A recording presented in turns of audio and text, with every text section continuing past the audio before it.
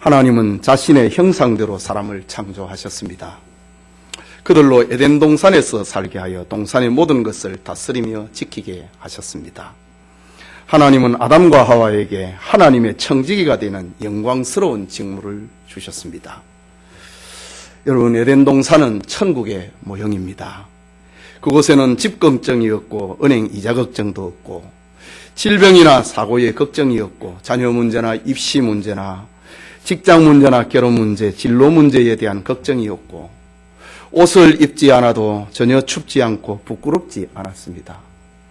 그곳에는 먹을 것이 충만하고 질병이 없었고 적당한 기후가 유지되었습니다. 세월이 흘러도 주름살이 생기지 않고 젊음을 유지하는 정말 영생하는 곳이었습니다. 하나님은 이 좋은 동산에 인류의 조상 아담과 하와로 살며 관리하게 하셨습니다. 하나님은 아름다운 에덴의 행복을 지키는 두 개의 기둥을 주셨습니다. 그 하나는 생명나무였고 또 하나는 선악을 알게 하는 나무였습니다. 두 종류의 나무는 인간을 힘들게 하는 것이 아니라 하나님의 사랑을 충만하게 전달하는 나무였습니다. 아담과 하와는 생명나무의 열매를 먹을 때마다 인간의 본래는 땅의 흙인데 하나님의 은혜로 자신들이 하나님의 형상을 가지게 되었다는 것을 감사하고 생명을 얻고 누리는 것은 하나님으로부터 온다는 사실을 고백하는 그 행복을 지켜주는 나무였습니다. 그리고 선악을 알게 하는 나무는 그 열매를 먹지 않음을 통하여서 인간은 하나님께 의존된 피조물이고 하나님이 청직이라고 하는 사실을 고백하도록 하셨습니다. 다만 인간이 하나님이 되려는 그 시험에 빠지지 말고 동산을 잘 다스리고 지키는 왕처럼 살게 하는 행복을 가져다주는 나무였습니다. 그런데 첫사람은 하나님의 말씀을 자기 마음대로 변경하다가 뱀의 꾀임에 빠져버렸습니다. 하나님의 말씀보다 뱀의 말을 듣고 금단의 열매를 먹음으로 하나님을 거역하는 첫 죄, 원죄를 짓게 됩니다. 그러나 범죄한 아담과 하와를 사랑하신 하나님이 찾아오셨습니다. 하나님은 아담에게 죄를 지은 이유를 물었습니다. 누가 너의 벗었음을 알게 하였느냐? 죄를 지은 이유를 물었습니다. 이때에 아담은 자기 죄를 시인하거나 회개하지 아니하고 모든 책임을 하와에게 전가시켜 버립니다. 하와는 나도 할 말이 있다는 듯이 그 책임을 뱀에게 전가시켰습니다. 죄의 결과는 이처럼 책임을 전가하는 것으로 나타나 버렸습니다. 뿐만 아니라 범죄한 그들에게 부끄러움과 수치가 찾아왔습니다. 두려움이 찾아왔습니다. 죄는 이처럼 인간을 비참하게 만들었고 왜소하게 만들었고 하나님으로부터 멀어지게 만들어 버렸던 것입니다. 그런데 오늘 본문은 죄인을 치료하시는 하나님, 죄인을 구원하시는 하나님에 대한 이야기입니다. 이 시간 여자의 후손이라는 제목으로 창세기 강해 계속하고자 합니다. 말씀을 듣는 우리 역시 하나님의 은혜를 입을 수 있기를 소원합니다. 첫째로 뱀을 향한, 사탄을 향한 하나님의 심판입니다. 본문 14절의 말씀입니다. 같이 읽읍시다. 여호와 하나님이 뱀에게 이르시되 내가 이렇게 하였으니 내가 모든 가축과 들의 모든 짐승보다 더욱 저주를 받아 배로 다니고 살아있는 동안 흙을 먹을지니라 라고 합니다. 하나님은 사탄의 도구가 되어 하와를 거짓말로 유혹한 뱀을 저주하고 있는 장면입니다. 타락의 도구로 사용이 되었던 뱀은 세상의 모든 가축보다, 세상의 모든 짐승보다 더 저주를 받는다. 그래서 혐오의 대상이 될 것이다 라는 하나님의 벌입니다. 뿐만 아니라 뱀은 다리가 아니라 배로 다니는 비천한 존재가 되라는 하나님의 벌이었습니다. 그리고 뱀은 살아있는 동안에 흙을 먹을지니라 라고 했습니다. 이 말은 흙이 뱀의 양식이 된다고 하는 그런 표현은 아니고 흙을 핫으면서 살아가게 되는 그 추락해버린 뱀의 존재를 말하는 것입니다. 그래서 성경 전체에 뱀은 영원한 저주의 상징처럼 되어버린 것입니다. 둘째로 범죄한 하와를 향한 하나님의 심판입니다. 하와에게 임한 하나님의 심판은 두 가지입니다. 하나는 임신과 해산의 고통입니다. 본문 16절을 보면은 또 여자에게 이르시되 내가 네게 임신하는 고통을 크게 더하리니 네가 수고하고 자식을 낳을 것이며 너는 남편을 원하고 남편은 너를 다스릴 것이니라 하시고 라고 합니다. 여러분, 다른 동물보다 사실 여자가 임신하면은 10개월 동안 온갖 불편과 불안을 감수해내야 됩니다. 그 임신의 고통이라고 합니다. 임산부의 활동이 10개월 동안 제한됩니다. 저는 교육을 하면서 10개월 동안 임신을 해서 10개월 동안 침상에 누워있는 교인을 본 적이 있습니다. 임신하는 고통입니다. 움직이면 애가 떨어지니까. 그래서 애를 출산할 때까지 누워있는 교인을 본 적이 있습니다. 그리고 자식을 낳을 때는 특별한 수고를 해야 된다고 말합니다.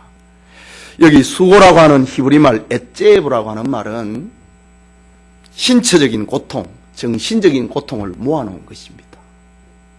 여자가 아이를 낳을 때에 정신적인 고통, 아이가 건강한 아이일까?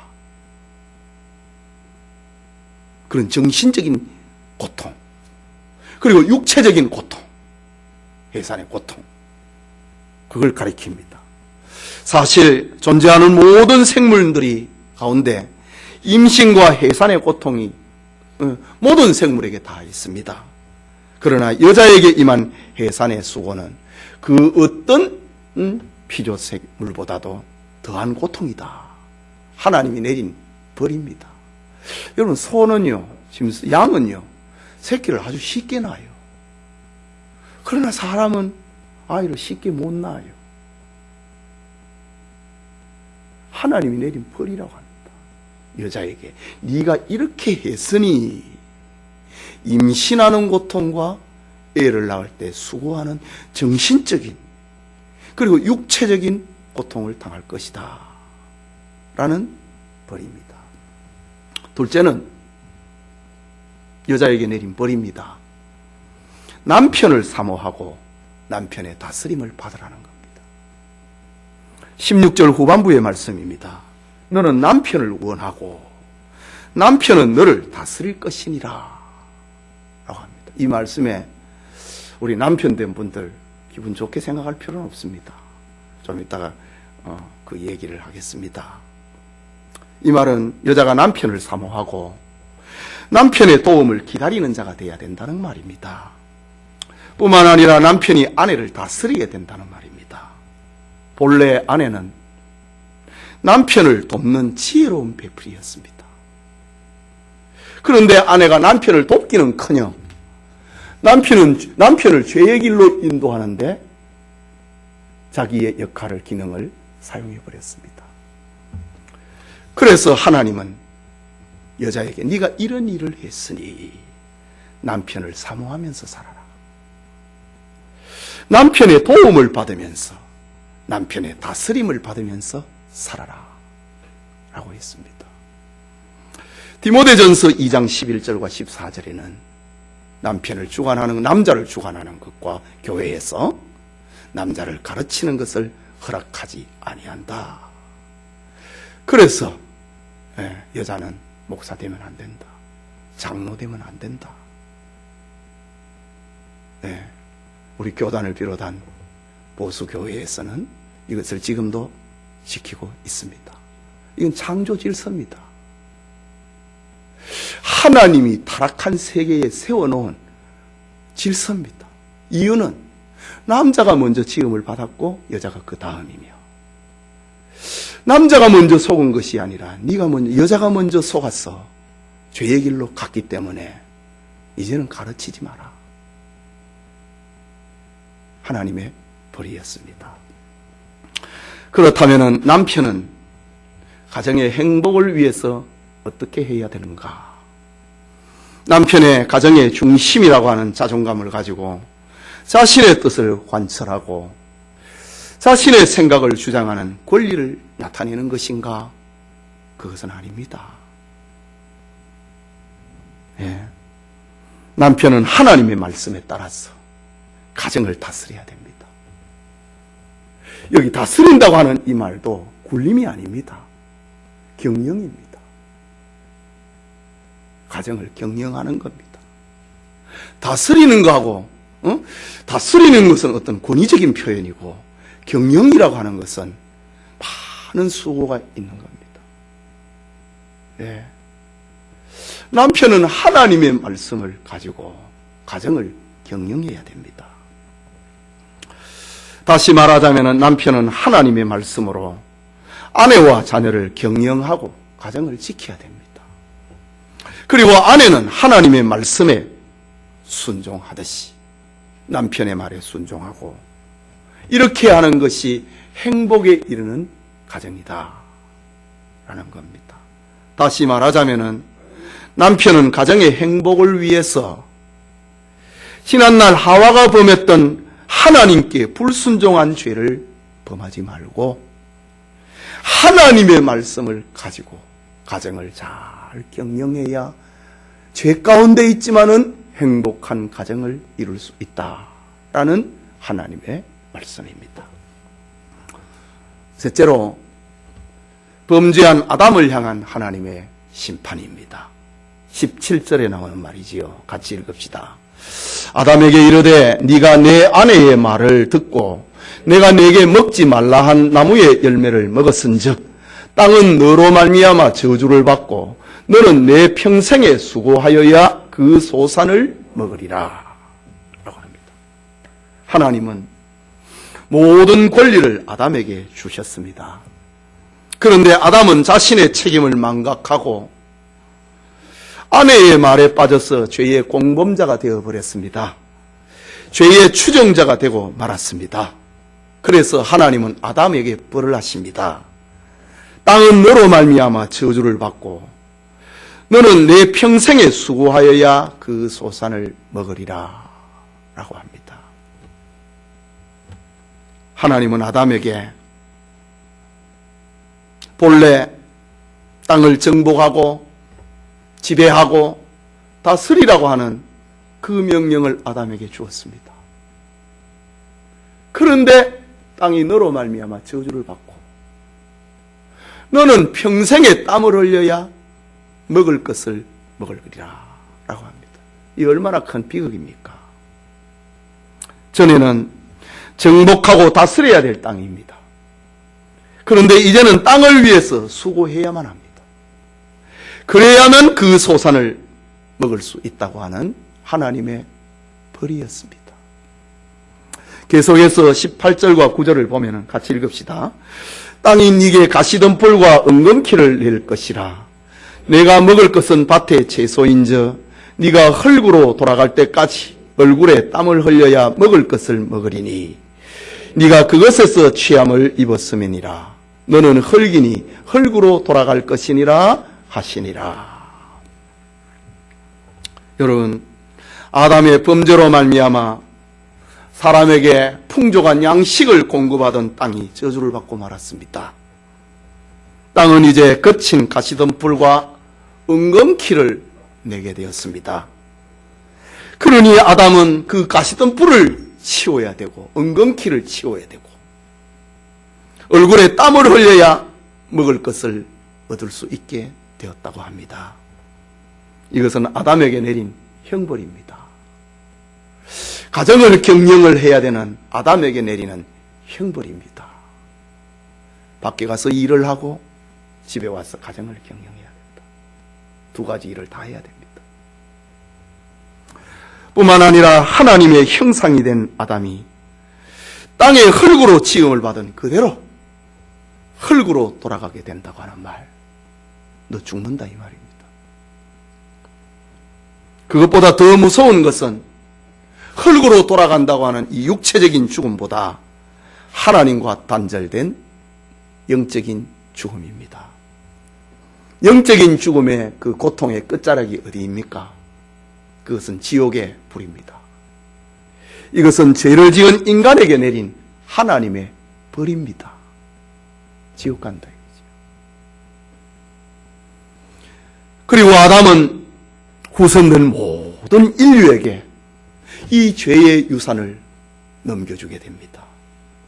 그러나 이것이 인류를 향한 하나님의 계획의 전부인가? 아닙니다.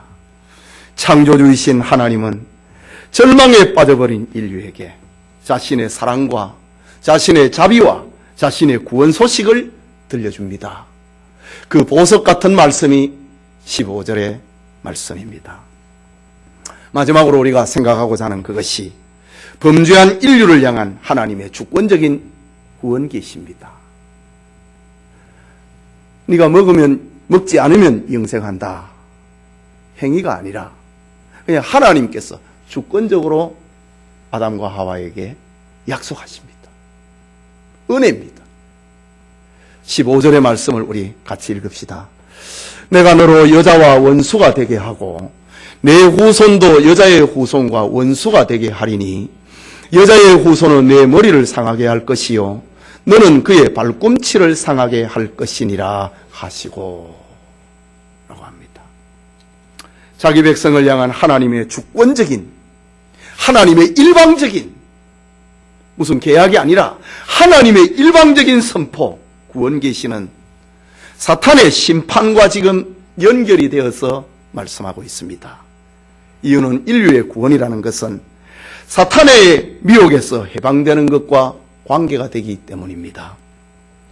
오늘 본문에 나타나고 있는 너의 후손, 뱀의 후손은 끊임없이 인류를 미혹하고 괴롭히는 사탄을 가리킵니다. 그리고 여자의 후손은 남자의 씨가 아닌 성령으로 잉태될 예수 그리스도를 가리키는 말입니다. 사탄은 사람들을 미혹하여 그리스도를 십자가에 못 박아 죽입니다. 여기에 총독 빌라도가 사용이 되었고 유대의 종교 지도자였던 바리새인과 서기관들이 사용이 되었고 유대의 어리석은 군중들이 이용되었습니다. 그러나 하나님은 예수 그리스도를 3일 만에 부활시킴으로 인류를 향한 자신의 사랑을 성취하십니다. 여기 사람들을 미혹을 하여서 그리스도를 십자가에 못 박아 죽이는 사탄의 행위는 예수님의 발꿈치를 상하게 하는 것입니다. 그러나 예수님이 3일 만에 부활하심으로 사탄의 모든 미혹을 깨트리고 자기 백성을 구원해버리고 맙니다. 그러니 예수님의 십자가의 죽으심은 발꿈치를 상하는 정도입니다. 그리고 사탄은, 그리고 그 미혹에 빠진 회개하지 않는 사람들은 영원한 지옥의 불에 던져 넣습니다. 이런 예수님의 심판을 가리켜서 사탄의 머리를 상하게 하는 행위다. 머리를 깨어버리는 행위다. 지옥에 던져버린다. 사탄을 지옥에 던지고 그에게 미혹된 자를 다 지옥에 던져버리는 머리를 상하게 되는 영원한 죽음입니다. 이것은 하나님이 아담과 하와에게 일방적으로 주시는 하나님의 은혜로 주시는 언약입니다. 이 언약을 가리켜서 은혜 언약이다. 선악을 알게 하는 나무의 실과를 먹지 말라. 순종을 요구하는 이것을 가리켜 행위 언약이다. 하나님께서 자신의 계획을 그냥 알려주고 있는 이것을 가리켜 은혜 언약이다. 내 의지하고는 관계없이 하나님의 구원 계획을 선포하고 있는 것. 이게 은혜 언약이라고 합니다. 그렇다면 인류의 역사는 여인의 후손과 마귀의 후손 사이에서 벌어지는 영적인 전쟁입니다. 겉으로 보기에 사탄의 후손이 승리하는 것 같지만은 결국은 여인의 후손이 승리합니다.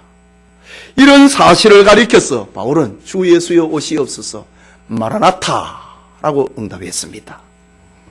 그리고 계시록을 기록을 하고 있는 사도 요한은 아멘 주 예수여 오시옵소서라고 화답했던 것입니다. 계속해서 오늘 20절의 말씀을 같이 봅시다. 아담이 그의 아내의 이름을 하와라 불렀으니 그는 모든 산자의 어머니가 됨이더라 라고 합니다. 이 말씀은 하나님의 구원 계시, 여자의 후손을 보내주겠다. 그가 사탄의 머리를 상하게 할 것이다. 하나님께서 은혜로 너희를 구원할 것이다. 라는 이런 하나님의 구원 계시 앞에 아담이 하나님을 향한 자기 신앙을 나타내고 있는 표현입니다. 오늘 요 20절의 말씀은 아담의 신앙을 나타내는 아주 중요한 구절입니다. 여자의 후손으로 메시아가 예수 그리스도를 보내주겠다고 하는 그 하나님의 약속에 대해서 아담이 어떻게 받았느냐, 어떻게 반응했느냐, 그것을 알려주는 것이 20절의 말씀입니다. 아담은 하나님께서 여자의 후손을 주겠다고 하는 사실, 자기 아내를 통하여서 여자의 후손을 보내주겠다고 하는, 남자를 통하지 아니하는 성령을 통하여서 구원자 메시아를 보내주겠다고 하는 이 사실을 확실히 믿습니다. 그것을 어떻게 알 수 있느냐? 여러분, 성경 밑에 보면은 하와라고 하는 말의 뜻을 기록을 해놨습니다. 제 성경 오른쪽 끝에는 하와라고 하는 그 이름의 뜻을 해가지고 생명이라고 써놨습니다. 여러분 성경에는 어떻게 표현했습니까? 예, 하와라고 하는 말은 생명이라는 말입니다. 하나님께서는 여자의 후손을 통하여서 구원자, 지금 죽어버리게 되는데 생명을 보내겠다, 구원자를 보내겠다 약속을 했는데, 예? 이런 사실을 보고 아담이 자기 아내를 쳐다봅니다. 당신의 이름은 생명이구나. 내가 하나님의 그 구원 약속을 믿는다고 하는 말입니다. 예. 아담은 자기 행위를 볼 때에, 아내의 행위를 볼 때에 하나님의 언약을 보면서 죽음이 찾아왔습니다. 그런데 하나님께서 자기 여자의 후손, 아내의 후손을 통해서 메시아를 보냈다고 약속을 합니다. 그럴 때에 자기 아내가 새롭게 보이는 겁니다. 아, 생명이구나. 나에게 죽음을 가져다 준 여자였잖아요. 누가 이 실과를 먹었느냐고 했을 때 하나님이 나에게 주신 이 여자가 먹으라 해가지고 내가 먹었습니다. 3장 전반부에 우리 지난 시간에 살폈잖아요. 그렇게 그 죄를 전가를 시켰던 아내입니다. 이 여자 때문에 내가 죽음이 왔다 이 말입니다. 내가 벌거벗은 것을 알게 되었고 이 여자 때문에 내가 죄를 지었다고 했습니다. 그런데 하나님의 여자의 후손이라고 하는 메시아를 보내겠다고 하는 그 여자의 후손이 뱀의 후손, 사탄의 머리를 깨버리고 너희를 구원하겠다고 하는 이 하나님의 주권적인 구원 계시 앞에서 여자를 다시 봅니다. 아, 나에게 죽음을 가져다 준 여자가 아니고 나에게 생명을 가져다 줄 여자구나. 그것을 생각하고 아내의 이름을 하와라고 부릅니다. 하와라는 말은 이제 처음 나타납니다. 생명이라 이거지요. 말씀드린 것처럼 아담은 하나님께 죽음을 선고받았습니다. 너는 흙이니 흙으로 돌아갈 것이라 죽음을 선고받았습니다. 그러나 자기 아내에게서 하나님이 죽음과 대조되는 생명을 약속하시는 여자의 후손을 보았습니다. 그래서 아담은 아내의 이름을 하와, 생명이라는 이름을 지었습니다. 그리고 아담은 자기 아내 하와의 역할을 가리켜서 모든 산자의 어머니가 된다. 이것과 연결을 시킵니다. 그렇다면 아담은 우리가 무조건 이렇게 과장해서 해석을 하는 게 아니고 아담은 하나님의 언약 13장에 나타나는 15절에 나타나는 여자의 후손으로 메시아를 보내겠다고, 구원자를 보내겠다고 하는 그 언약을 아담이 믿었다고 하는 그 신앙 고백을 아내의 이름을 생명으로 짓는 것을 통해서 하나님 앞에 자기 신앙을 고백하고 있습니다. 말하자면 아담은 하나님의 약속인 여자의 후손을 믿음으로 받았다고 하는 증거입니다. 자기 행위가 아니라. 자기 행위로는 죽음이 왔지만은 그러나 하나님의 은혜로 생명이 온다고 하는 그 사실을 믿었다는 말입니다. 완전히 실패해버린 아담은 하나님이 새롭게 하시는 복음, 생명의 은혜를 아내를 통해서 보게 됩니다. 아담은 하나님께서 여자의 후손을 보내서 사탄의 권세를 파하겠다고 하는 그 말씀을 듣고 주여 내가 믿습니다 라고 고백을 하는 것이 아내의 이름을 하와라고 지었다. 생명이라고 지었다. 거기에서 나타나는 것입니다.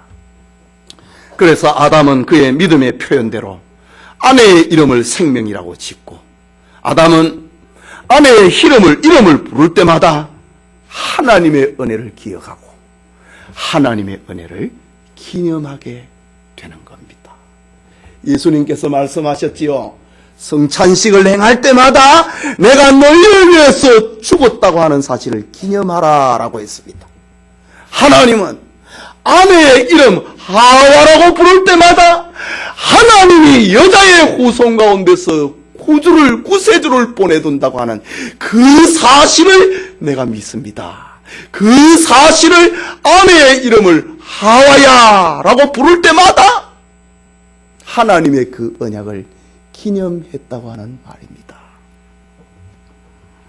이런 아담과 하와를 위하여서, 이것을 믿고 있는 아담과 하와를 위하여서 여자의 후손을 통하여 생명이 찾아온다고 하는 이 하나님의 주권적인 구원 계시의 언약을 믿는 아담과 하와를 위하여서 하나님은 하나의 증표를 보여주십니다.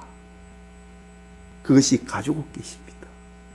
이 가죽옷 계시라고 하는 것은 마치 아담과 하와가 믿고 있다고 하는 그것을 나타내는 계시입니다. 예, 여자의 후손을 보내겠다. 그것을 믿는다고 하는 그 표시로서 하나님은 가죽옷을 입혀주십니다. 우리가 예수님을 믿는다.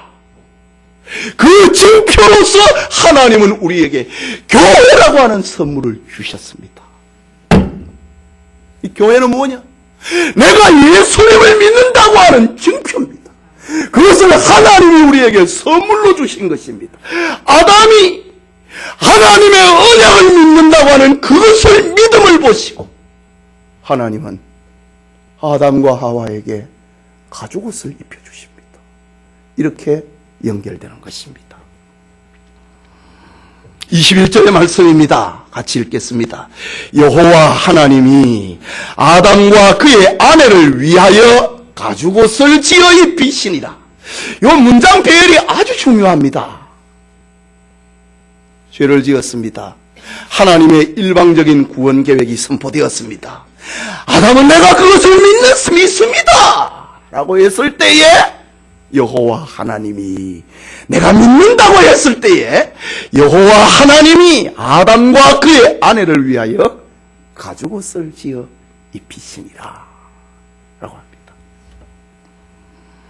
본래 아담과 하와는 옷을 입지 않았습니다. 그런데 하나님께서 하나님께 죄를 범함으로 눈이 밝아지면서 몸을 가리기 시작했습니다. 아담과 하와가 눈이 밝아져서 벗은 자기의 수치를 깨닫고 무화과 나무 잎으로 치마를 해서 입었습니다. 아담이 만들어 입은 옷은 치마입니다. 하나님이 만들어주신 그것은 옷입니다. 차이가 있습니다.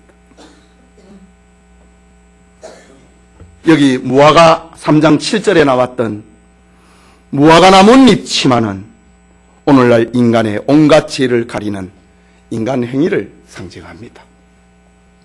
사람들은 교양으로 철학으로 치마를 만들어서 죄의 결과를 가리려고 합니다. 말하자면 악하면서도 선한 척, 미워하면서도 사랑하는 척, 모르면서도 아는 척, 게으르면서도 부지런한 척, 사람들의 위선과 거짓을 교양과 철학으로 사람들은 포장합니다. 무화과 나뭇잎 치마입니다. 뿐만 아니라 사람들은 수많은 종교를 만들어서 죄의 심판에서 벗어나려고 합니다. 죽음이라고 하는 그 두려움, 지옥의 형벌이라고 하는 그 두려움에서 벗어나기 위해서 사람들은 종교를 만듭니다. 사람들이 만들어 놓은 종교의 숫자, 신의 숫자는 헤아릴 수 없을 정도로 많습니다. 사도행전을 보면은 사도 바울이 아덴에 왔을 때에 아덴 사람들의 참 다양한 종교성을 보았습니다. 사도행전 17장 23절에 보면은 아덴 사람들은 신상을 만들다 못해가지고 알지 못하는 신에게라는 신상, 제단까지도 만들어 놓았습니다. 사람이 불안하거든요. 죽음이 겁이 나거든요. 그것을 달래기 위해서 사람들은 종교를 만들었습니다. 인간이 만든 나뭇잎 치마는, 수많은 종교는 바로 사람들이 만든 나뭇잎 치마에 불과합니다. 그것으로는 완전히 영원히 가릴 수가 없습니다. 볕이 쬐이고 바람이 불면은 잎은 시들고 마르고 조각나 버리는 것처럼 인간이 만든 치마로는 죄의 공포에서, 죽음의 공포에서 벗어날 수가 없습니다. 그래서 하나님은 범죄한 아담과 하와를 위하여서 하나님의 그 은혜, 언약, 여자의 후손을 보내겠다고 하는 그 언약을 믿는 아담과 하와를 위하여 가죽 옷을 만들어 입혀주십니다. 우리는 본문 1절에서 여호와 하나님이 아담과 그의 아내를 위하여 가죽 옷을 지어 입히시니라 라는 말씀에 주의를 기울여야 됩니다. 말하자면은 아담과 하와가 가죽 옷을 만들어 입었다, 그 말이 아닙니다. 아담아, 너 나뭇잎 가지고는 안 된다. 저 양이나 염소나 소를 잡아갖고 그것을 가지고 치마를, 옷을 해 입어라, 이렇게 하신 것이 아닙니다. 오늘 성경에 누가 여호와 하나님이 아담과 그의 아내를 위하여 가죽옷을 지어 입히시니라. 여호와 하나님이 죄인을 위하여서 가죽옷을 지어 입히시니라 라고 합니다. 이게 무슨 말입니까? 참된 종교는, 하나님과 만나는 참된 종교는 사람이 치마를 해 입듯이, 나뭇잎 치마를 해 입듯이 사람이 만드는 게 아닙니다. 하나님이 만들어 주신 겁니다. 하나님이 계시해 주시는 겁니다.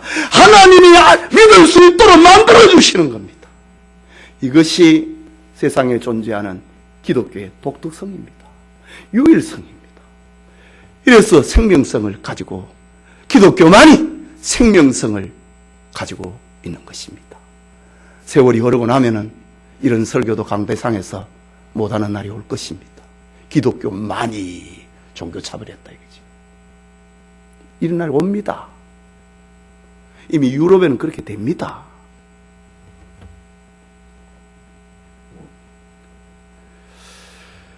네, 이것은 무엇을 말합니까? 여자의 후손 곧 예수 그리스도의 죽으심을 상징합니다. 하나님이 가죽옷을 만들어 입혀주었다. 짐승이 죽었다 이 말입니다.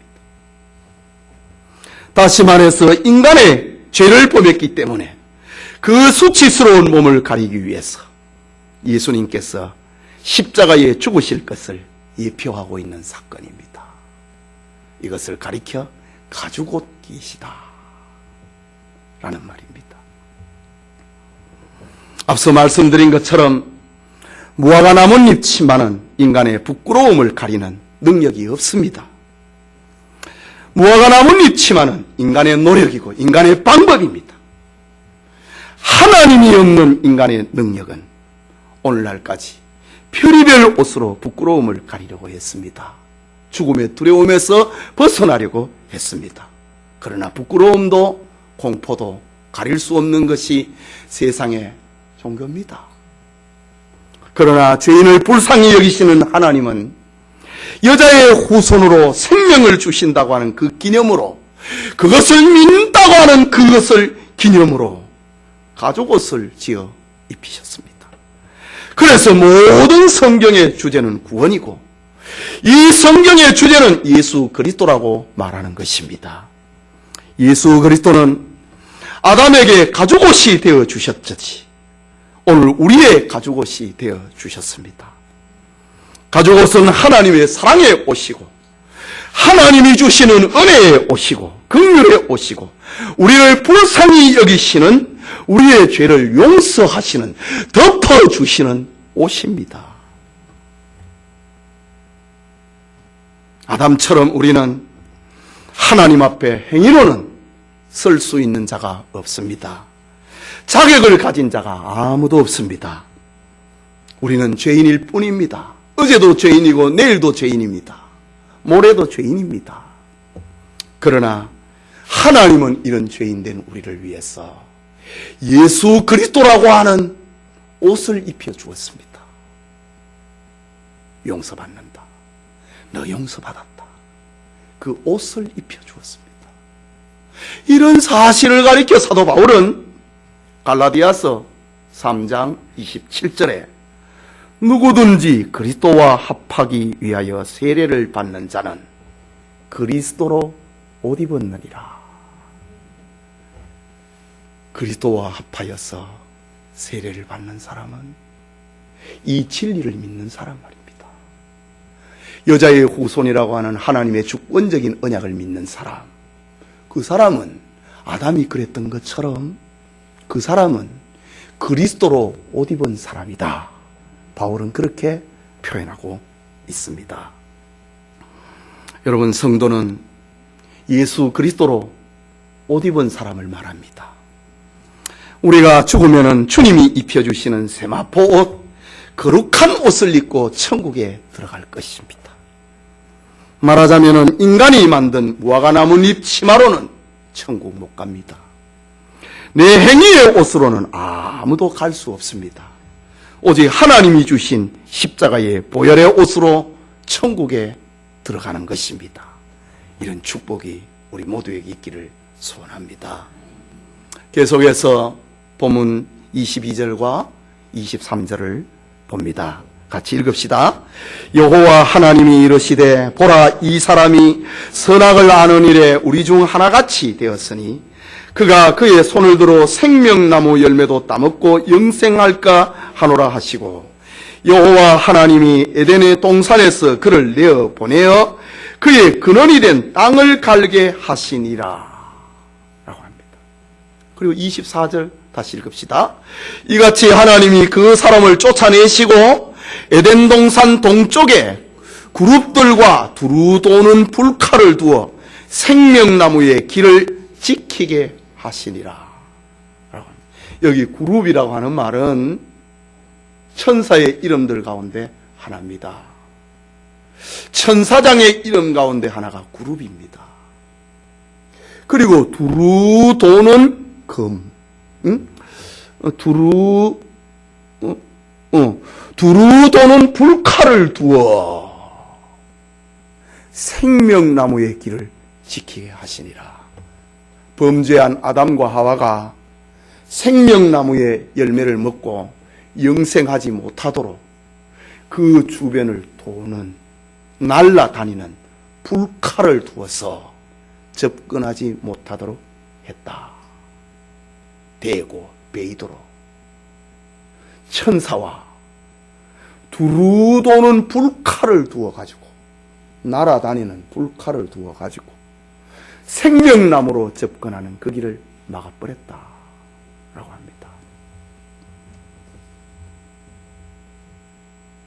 동산에서 추방했다고 합니다. 여러분, 왜 하나님께서 아담과 하와를 추방했을까요? 죄를 범한 사람은 에덴 동산에 살 자격이 없습니다. 죄 문제를 해결하지 않은 사람은 천국 못 갑니다. 그걸 보여줍니다.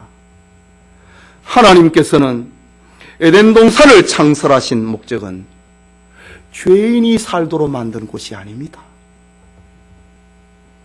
죄를 짓기 전에는 인류가 에덴 동산에 살 수 있었습니다. 그러나 죄를 지은 후에는 사람은 에덴 동산에서 못 삽니다. 이 환경이 안 맞게 되어버렸습니다. 그래서 하나님은 쫓아보냈다고 합니다. 만약 아담과 하와가 범죄한 다음에 에덴 동산에서 살았다고 하면은 그들은 더 큰 죄를 또 지었을 것입니다. 22절에도 나오잖아요. 여호와 하나님이 이르시되 보라, 이 사람이 선악을 아는 일에 우리 중 하나같이 되었으니 그가 그의 손을 들어 생명나무의 열매도 먹고 따먹고 영생할까 하노라. 또 더 큰 죄를 지을까 싶어서 죄인은 에덴 동산에 사는 환경이 깨져버렸습니다. 그래서 하나님은 또 다른 죄, 더 큰 죄를 짓지 못하도록 하려고 쫓아냈다. 그리고 천사장을 보내서 동산을 지켰다. 그리고 날아다니는 불칼을 두어가지고 생명나무의 열매에 접근하지 못하도록 만들었다 라는 겁니다. 여러분,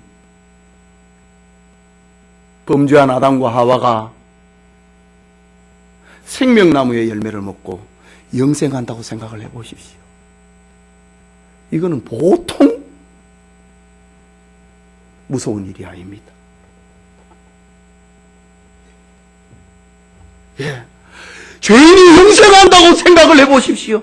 얼마나 끔찍한 일입니까? 안 그래도 시험은 시아버지 빨리 안 죽느냐고 며느리가 기다리고 있는데,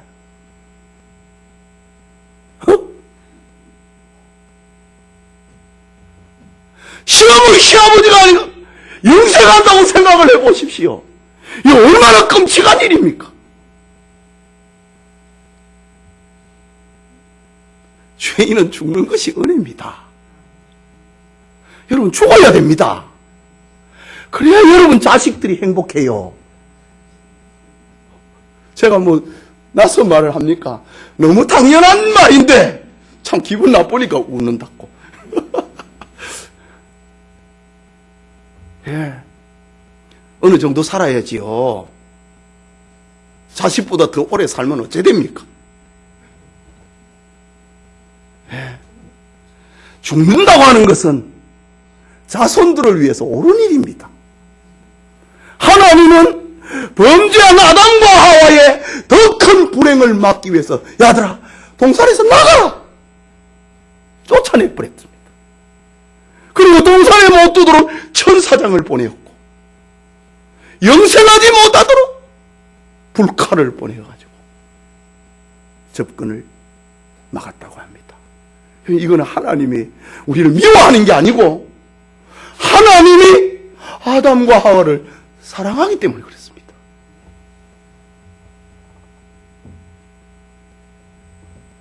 이런 모습을 어떻게 비유하면 좋을까요? 여러분, 불신자를 말입니다. 교회에다 데려다 놨습니다. 얼마나 불편하겠어요.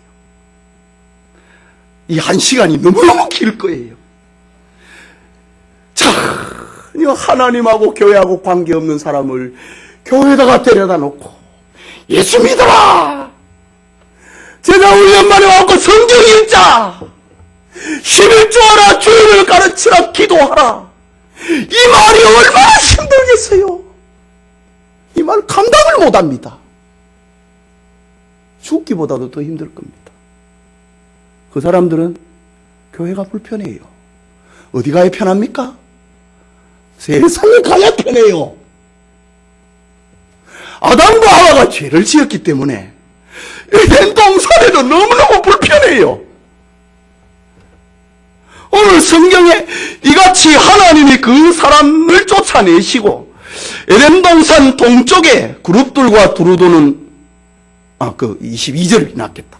여호와 하나님이 에덴 동산에서 그를 내어보내어 그의 근원이 된 땅을 갈게 하시니라.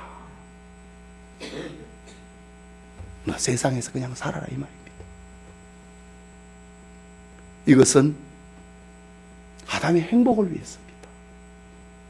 에덴 동산에서 얼마나 불편하겠어요. 선악과를 먹어갖고 죄인이 됐는데 얼마나 생명나무 열매 먹고 싶겠어요? 그러나 하나님 못 먹게 하니 참 침이 꿀떡꿀떡 넘어가는데 먹지 말고 죽으라고 하니 얼마나 힘들겠어요. 그래서 하나님은 아예 이거 보지도 말고 너 나가라. 너 나가서 너의 근원이 되는 땅을 갈고 살아라. 하나님의 사랑입니다. 여러분, 죽는 거 하나님 벌 아닙니다. 하나님의 사랑입니다. 성도 여러분, 윌러 체프만이 대학생이었을 때에 일어난 일입니다. 유명한 무디 목사님의 집회에 참석을 했습니다. 그날도 무디 목사는 구원에 대한 설교가 계속되고 있었습니다. 집회가 끝나자 대학생 체프만이 무디에게 찾아왔습니다. 무디 목사님, 저는 거듭난 확신이 없습니다. 라고 질문을 합니다. 그러자 무디는 당신은 예수님을 믿습니까? 그러자 체프만은 저는 믿기는 묻는데 자신이 없습니다. 라고 대답합니다. 그러자 무디는 성경을 내밀면서 요한복음 5장 24절을 찾아서 읽어보세요. 라고 합니다. 여러분도 찾아서 읽어볼까요? 잠도 깨울 겸. 요한복음 5장 24절.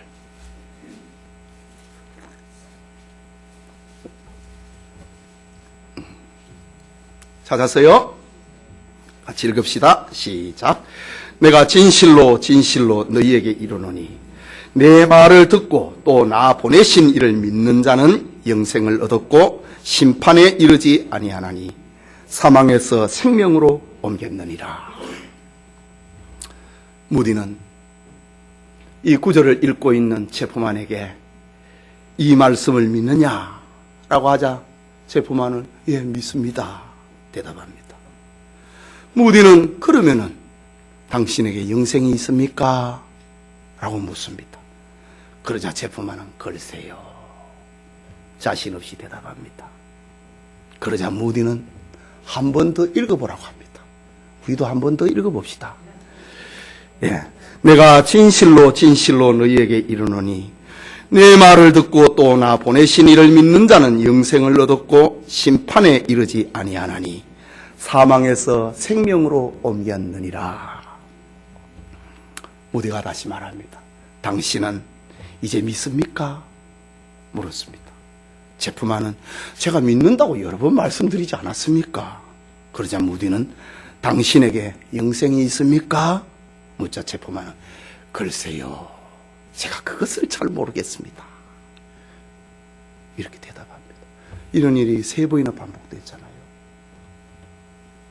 무디가 갑자기 소리를 칩니다. 당신이 뭔데 하나님을 무시합니까? 하나님께서 믿는 자에게 영생이 있다고 했으면 있는 것이지 라고 고함을 칩니다. 이때 체프만은 깜짝 놀랍니다. 그러면 나에게 영생이 있는 것입니까? 되물었습니다. 하나님이 있다면 있는 것이지. 무디는 소리를 칩니다. 그러자 체프만은 자신이 지금까지 하나님의 말씀을 믿지 않았던 것, 믿는다고 하면서도 믿지 않았던 것, 그것을 깨닫고 회개합니다. 그리고 신학 공부를 하고 목사가 됩니다. 무디가 은퇴하고 난 다음에 무디가 목회를 했던 바로 그 교회에서 체프만이 담임 목사로 부임을 합니다. 이때부터 체프만이 세계를 다니면서 우리나라에도 왔었지요. 체프만이 세계를 다니면서 자주 설교를 했던 것이 자기가 대학생 때 지난날에 이 확신을 가지지 못하고 스승 무디 목사님으로부터 그렇게 호통을 들었던 요한복음 5장 24절의 말씀. 내가 진실로 너희에게 이르노니 내 말을 듣고 또 나 보내신 이를 믿는 자는 영생을 얻었고 심판에 이르지 아니하나니 사망에서 생명으로 옮겼느니라. 이 말씀이 체프만의 설교 주제가 자주 되었다고 합니다. 여러분, 우리는 예수 그리스도를 구주로 믿습니까? 영생을 가졌습니까?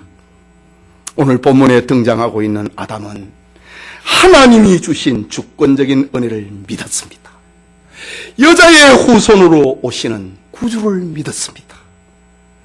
그래서 아내의 이름을 하와, 생명이라고 지었습니다. 하나님은 여자의 후손이 행하실 그 사건, 아담과 하와의 그 믿음,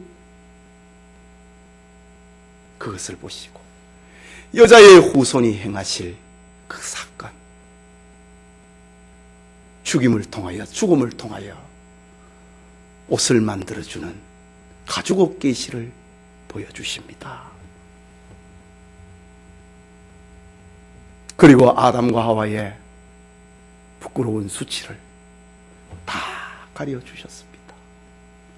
쪼가리가 아니고. 그러나 아담은 벗었다는 것을 깨달을 때마다 여자의 후손을 생각합니다. 자신의 부족을 생각을 할 때마다 여자의 후손을 생각합니다.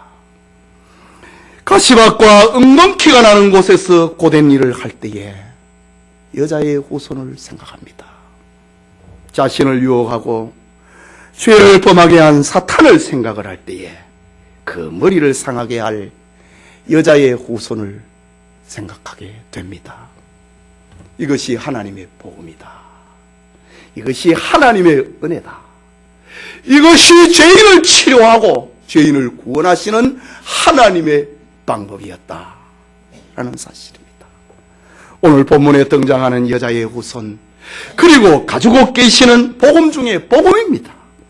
여자의 후손 되신 예수 그리스도, 가죽옥이 옷이 되신 예수 그리스도는 우리 생명의 구주입니다. 우리를 하나님 앞에 세워놓는 옷입니다. 여러분, 여자의 후손 예수 그리스도가 아니고는 죄인이 살 수 없습니다. 여자의 후손이 아니고는 사탄의 머리를 깰 수가 없습니다. 여자의 후손이 아니고는 죄와 사망의 형벌에서 벗어날 수가 없습니다. 인간의 행위가 아닌 하나님의 주권적인 은혜를 의지하고 하나님의 구원을 믿는 우리 모든 성도들이 되시기를 소원합니다. 나의 구주, 나의 하나님이십니다. 이 예수 믿는 우리를 향하여 보이는 계시, 교회를 주셨다 생각을 하며 교회 생활 잘하는 성도들 되시기를 축원합니다. 우리 같이 기도합시다. 말씀을 생각하고, 하나님, 여자의 후손을, 죄의 삭은 죽음이었지만은 여자의 후손 예수 그리스도, 그것을 믿는 믿음, 그것을 보시고 가죽옷을 지어주시는 하나님의 은혜를 생각하고 감사 기도합시다.